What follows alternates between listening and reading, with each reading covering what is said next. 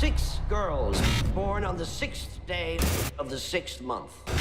When the 6 of you were born, the prophecy declared only one would remain.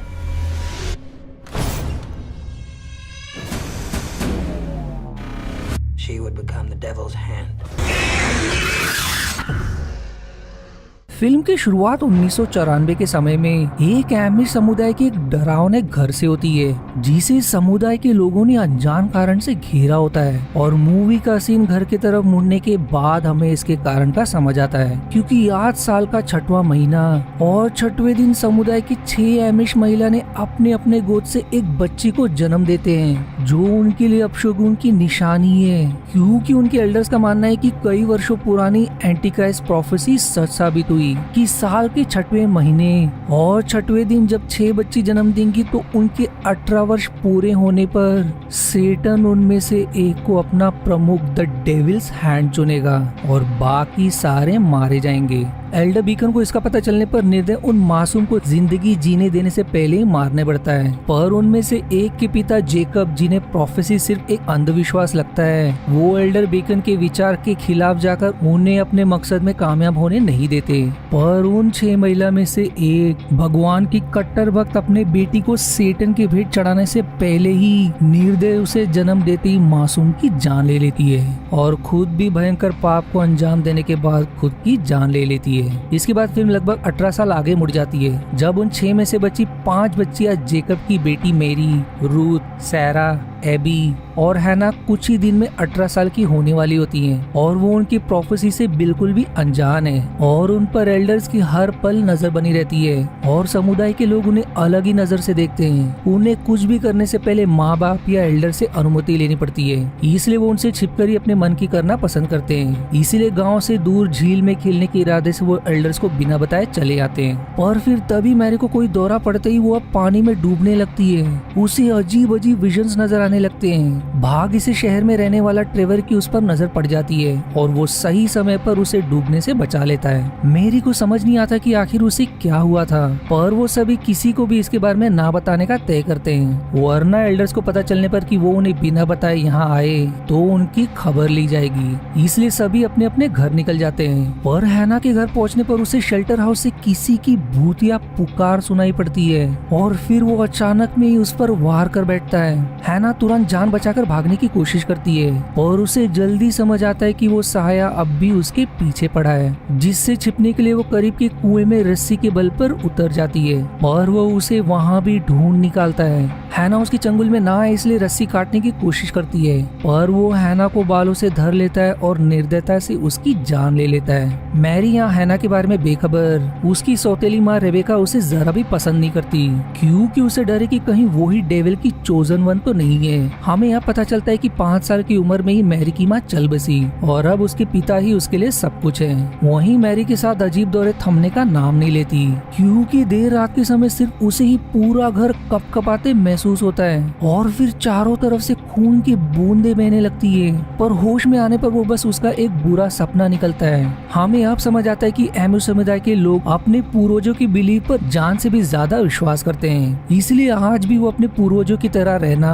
और western culture से दूर रहना ही सही समझते हैं। अंग प्रदर्शन और शादी से पहले संभोग भी पाप माना जाता है और यदि कोई पकड़ा गया तो समुदाय के लोग उनका हमेशा के लिए त्याग कर देते हैं। अगली सुबह चारों को हैना की गुमशुदगी का पता चलने पर वो उसी रात हैना का छिपकर खोज करने का तय करते हैं, पर फिल्म अनजान कारण से किसी रैंडम सीन से मुड़कर अब एल्डर्स की तरफ मुड़ जाती है, जिन्हें हैना के लापता होने का पता चलने पर एल्डर बीकन को यकीन हो जाता है कि प्रोफेसी के अनुसार वो जरूर सेटन का शिकार बन गई, क्योंकि कुछ ही दिन में वो 18 साल के होने वाले हैं और सिर्फ एक ही द डेविल्स हैंड चुना जाएगा। पर जेकब अब भी उन मासूम के हित में लड़ते हैं, इसलिए उनके और एल्डर्स के बीच दुश्मनी की दीवार खड़ी हो जाती है। इस तरफ हैना को खोजने के बजाय एबी उन्हें फुसलाकर किसी रैंडम पार्टी चलने के लिए मना लेती है, क्योंकि उसे शहर के लोगों के साथ घुलना मिलना पसंद होता है। और देखते ही देखते एबी किसी रैंडम गाय फ्रैंक, तो मैरी उसके सेवियर ट्रेवर जो लकली वहाँ मौजूद था और बाकी सभी अलग अलग हो जाते हैं। यहाँ इन दोनों के बीच एक दूसरे पर दिल आ जाता है, पर फिर तभी मैरी को फिर से पर इस बार अलग ही विजन्स नजर आने लगते हैं, जिसके ठीक बाद वही साया एबी और उसके साथी को अपना अगला शिकार बनाता है, जिसके बारे में लड़कियां बिल्कुल भी अनजान होती है।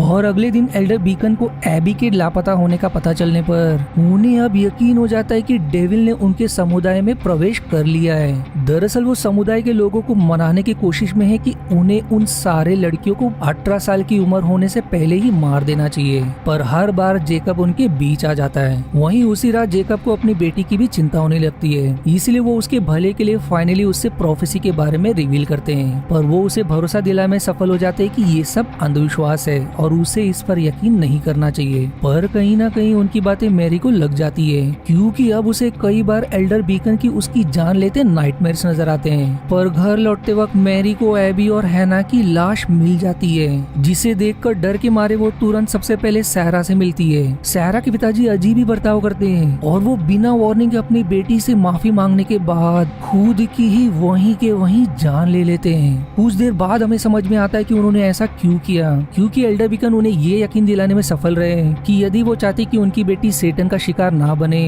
तो उन्हें अपनी जान देनी होगी, इसीलिए उन्होंने अपने बच्ची के ही जान के खातिर जान दे दी थी। और अब सिर्फ 3 बचे होते हैं। वहीं एल्डर बीकन को पता चलता है कि वो लोग नदी के पार गए थे, इसलिए अब वो उनके कहीं भी जाने पर पाबंदी लगा देते हैं। पर अभी तो सिर्फ शुरुआत है, क्योंकि उसी रात रूथ की मॉम अपनी बेटी की जान लेने की कोशिश करती है, जिसके मारे उसे अब घर पर एक पल भी बिताना डर लगने लगता है। वो मैरी को इसके बारे में बताती है कि रूथ की माँ अपने बेटी को ही मारने के घिनौने अपराध में खुद की जान दे देती है। पर उनकी मुश्किलें यहाँ थमती नहीं, क्योंकि एल्डर बेकन को लगता है कि जरूर उनका शरीर डेविल के हाथों भ्रष्ट हो गया है, इसलिए वो मैरी को एग्जामिन करने के बहाने से उसे पूरे कपड़े उतारवाने पर मजबूर कर देता है। पर जिस तरह से वो मैरी को एग्जामिन करने की कोशिश करता है, इससे साफ समझ आता है कि वो एल्डर्स के भेष में एक कपटी पर्वर्ट है और उसके मैरी को गलत जगह छूते ही वो डर के मारे भाग पड़ती है। पर इससे कम से कम रूथ और मैरी को समझ में आ जाता है कि वो एक कपटी इंसान है और उन्हें अब ये भी शक होने लगता है कि शायद वही उनकी सिस्टर्स का किलर है। पर सारा अलग ही दुनिया में होती है। वो एल्डर बीकन के बिलीव पर आंख बंद करके विश्वास करती है और उनके लाख समझाने के बाद भी उसे समझ नहीं आता कि एल्डर बीकन एक पर्वर्ट है। वहीं घर लौटने पर मैरी को एक और बड़ी सच्चाई का पता चलता है कि उसकी माँ कभी गुजरी नहीं थी, बल्कि उन्हें समुदाय के लोगों ने त्याग कर दिया था, इस इल्जाम पर कि वो डेविल को समन करने की कोशिश कर रही थी, इस उम्मीद से कि शायद प्रोफेसी को बदला जा सके।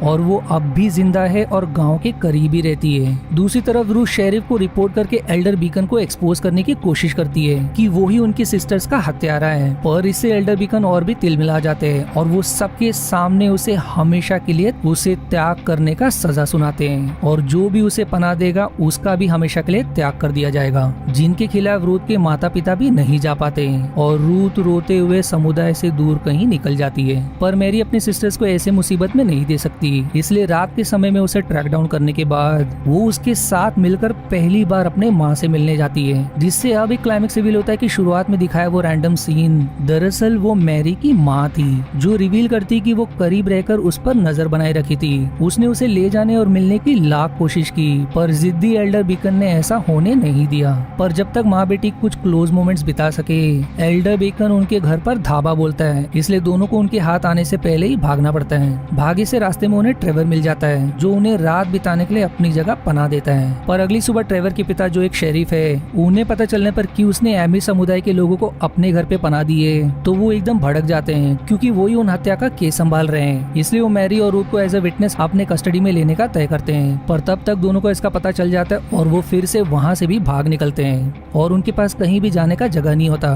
क्योंकि रूथ अपने समुदाय नहीं लौट सकती, जहाँ सभी ने उसका बहिष्कार कर दिया है। पर मैरी तय करती है अपने पिता के घर उसे पनाह देने का, जो दयालु रूथ के खातिर मान जाते हैं। पर रेबेका इस समझौते से खुश नजर नहीं आती, इसलिए वो अपने बच्चों को लेकर घर से निकल जाती है। पर रात के समय रूथ जाकर सीधे एल्डर बीकन के घर के तरफ निकल पड़ती है, क्योंकि उसे यकीन होता है कि एल्डर बीकन ही सारे सिस्टर्स का हत्यारा है और वो किसी भी तरह के प्रूफ के खोज में उन्हें बेनकाब करने के लिए, जिसमें मैरी भी उसका साथ देती है। पर एल्डर बीकन को उनकी घुसपैठ का समझ जाता है और अब दोनों को उनसे बार्नयार्ड में छिपना पड़ता है। और फिर मैरी को एक और दौरा पड़ता है, जहाँ उसे एक और विजन्स नजर आने लगते हैं। इससे पहले कि वो एल्डर बीकन के हाथ लगे, दोनों अब मौका देखकर भाग निकलते हैं। रूथ सीधे अपने माँ बाप के पास पनाह के लिए जाती है, पर अंत में जब उन्हें अपने बेटी पर दया आ जाती है तब वही अनजान साया उनके पिता की जान ले लेता है और अब वो रूथ को शिकार बनाने के लिए उसे खदेड़ता है। रूथ बचने के खातिर अपने घर में जा छिपती है पर वो उसे वहाँ भी ढूंढ निकालता है और उसकी जान लेने के बाद उसे खिड़की से फेंक देता है। बेकन और बाकी एल्डर्स को रूथ की फैमिली की हत्या का पता चलने पर अब उन्हें पक्का हो जाता है कि डेविल ने उनके समुदाय में जन्म ले लिया है, क्योंकि अब कुछ ही घंटे बचे हैं जब वो 18 वर्ष के होने वाले हैं। इसलिए वो तुरंत रेबेका को डराकर पूछताछ करते हैं, जो अंत में टूटकर मैरी के बारे में सब बता देती है और अब एल्डर बीकन अपने झुंड के साथ मैरी की तरफ निकल पड़ते हैं। वहीं रेबेका ने मैरी के बारे में बताकर शायद सबसे बड़ी गलती कर बैठी होती है, क्योंकि वही साया उसकी भी जान ले लेता है। वहीं मैरी को दौरा पड़ने के कारण उसकी तबीयत गंभीर होने लगती है, पर भाग्य से जेकब उसे ढूंढ निकालता है और वो तुरंत उसे लेकर सारा के पास ले जाते हैं। वो उनसे भीख मांगते अपने बेटी को पनाह देने के लिए, जो अंत में किसी तरह मान जाती है, क्योंकि जेकब ने उनके बच्ची को भी एल्डर बेकन के हाथों से उस दौरान बचाया था। मैरी की तबीयत एकदम गंभीर होने लगती है, इसलिए जेकब तय करते हैं मदद बुलाने के लिए। वहीं मैरी तड़पते हुए उसे अब और भी नए विजन्स नजर आते हैं। वहीं सारा, जो एल्डर बीकन की बिलीफ पर पक्का विश्वास करती है, वो ना चाहते हुए भी मैरी के बारे में एल्डर्स को बताने के लिए निकल पड़ती है, पर रास्ते में सारा भी उसी साये का शिकार बन जाती है। पर मरते मरते वो मैरी की खबर एल्डर्स को देने से नहीं रुकती और अब एल्डर्स का पूरा झुंड मैरी की जान लेने पड़ता है। अब सभी सारा के घर को चारों तरफ से घेरे एल्डर बीकन कमजोर मैरी को बांधकर एक्सोसिज्म के नाम पर फिर से उसे मोलेस्ट करने की कोशिश करते हैं। बेचारी मैरी तड़पती रहती है और वो कुछ कर नहीं पाती और उसे फिर से इस बार और भी डरावने विजन्स नजर आते हैं, पर मैरी भी उनका कान काट कर अपना बदला लेती है। और जब तक एल्डर बीकन गुस्से में मैरी की जान ले तब जेकब मेडिकल और शेरिफ के साथ धावा बोलता है और सही समय पर अपने बेटी को रेस्क्यू कर लेता है। पर रिकवर करने के बाद अपने उसी विजन्स को याद करने पर उसे अब समझ में आता है कि उसके पहले के उसके सारे विजन्स दरअसल प्रेमोनिशंस थे, कि कब उसके कौन से सिस्टर्स की जान जाने वाली है, और वो सभी एक एक करके सच भी साबित हुए। इसलिए बेस्ड ऑन उसके लास्ट विजन्स जो सारा के मरने के बाद आए और अब जब वही एकलौती बची हुई है, तो इससे उसे यकीन होने लगता है कि शायद द प्रोफेसी सच है और वो कुछ ही मिनट्स में जैसे ही 18 साल की होगी सेटन उसकी सोल को पोजेस कर लेगा। वो शेरिफ को समझाने की कोशिश करती है और ये होने से पहले उसे मार देने की विनती करती है, पर जाहिर तौर पर वो उसकी बात पर यकीन नहीं कर पाते। और अब मेरी की माँ के प्रवेश करने पर अब मूवी का फाइनल क्लाइमेक्स रिवील होता है। वो बताती कि उसके जन्म देने के बाद से ही वो बहुत कमजोर थी और उसे डर था कि कहीं वो चल ना बसे, इसलिए वो रोज भगवान से प्रार्थना किया करती थी। पर जब भगवान ने उसकी जरा भी ना सुनी तब उसे डेविल ने मौका दिया उसे बचाने का, इसलिए उसने प्रोफेसी को ही बदल दिया, ये इंश्योर करके कि अंत में वही आखिरी बचे। और उसी ने सभी की हत्या की, जिससे ये इंश्योर हो गया कि वही डेविल का हैंड बनेगी, क्योंकि यदि किसी और को डेविल ने हैंड चुना होता तो शायद वो जिंदा ही नहीं बचती, क्योंकि जैसा प्रोफेसी में कहा गया था कि डेविल का हैंड बनने के लिए सिर्फ एक ही बचेगा। इसीलिए उसने किसी और के चुने जाने से पहले ही सभी को मार दिया। उसने रेबेका का भी इसलिए जान लिया क्योंकि उसने उसके बेटी के बारे में खबर कर दी थी। उन्होंने ये सिर्फ उसके भले के लिए किया। मैरी अब एकदम शॉक में, उसे समझ में नहीं आता कि आखिर वो कहे क्या, क्योंकि कुछ मिनट्स बाद जब ट्रेवर उसे विजिट करता है और वो जैसे ही 18 साल की हो जाती है, वो प्रोफेसी दरअसल सच निकलती है, क्योंकि उसमें डीमन की शक्ति आ जाती है और वो पहला शिकार ट्रेवर को बनाती है। एल्डर्स यहाँ डर के मारे अपने घोंसले में छिपे, मैरी वहाँ भी अपना बदला लेने के लिए पहुँच जाती है। मैरी सबसे पहले अपने ईवल शक्ति की मदद से बाकी एल्डर्स की जान ले लेती है और अब वो एल्डर बीकन के साथ वही एग्जामिनेशन करने बढ़ती है जैसा उसने एक बार किया था, और मूवी उसकी ईवल डेविल आई के साथ ही खत्म हो जाती है। अब मूवी के क्लाइमेक्स से मैं यही मतलब निकाल सकता हूँ कि वो प्रोफेसी सच तो थी, पर वो शायद एल्डर बीकन के लिए ही बनाई गई थी, क्योंकि जिस तरह वो अपने समुदाय को अपने कब्जे में रखा था और जिस तरह वो एग्जामिन के नाम पर अपनी हवस पूरा कर रहा था, शायद वो प्रोफेसी इसीलिए बनाई गई ताकि भविष्य में उसके जैसे लोगों का विनाश किया जा सके। और आज के वीडियो में इतना ही।